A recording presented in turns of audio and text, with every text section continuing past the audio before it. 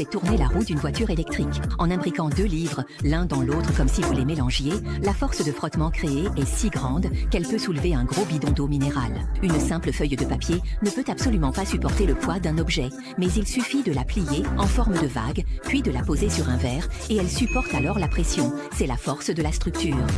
En insérant une puce et une plaque de cuivre dans une tomate, puis en les reliant avec des fils, on peut alimenter une montre électronique. C'est le principe de la libération des électrons. Préparez une seringue et un ballon. Placez le ballon gonflé à l'intérieur de la seringue, bouchez l'orifice avec votre doigt, puis en appuyant, vous pouvez simuler les battements du cœur. Une simple règle peut facilement être renversée par un objet lourd. Mais avec cette même règle, il suffit de la recouvrir d'une fine feuille de papier pour qu'elle ne puisse plus être renversée par un objet lourd. C'est la puissance de la pression atmosphérique. Placez une feuille de papier sur une balance électronique, puis allumez-la avec un briquet. Vous verrez que l'affichage de la balance ne cesse de diminuer. Mais pourquoi cela se produit-il?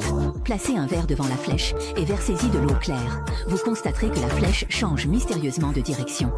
C'est le principe de la réfraction de la lumière.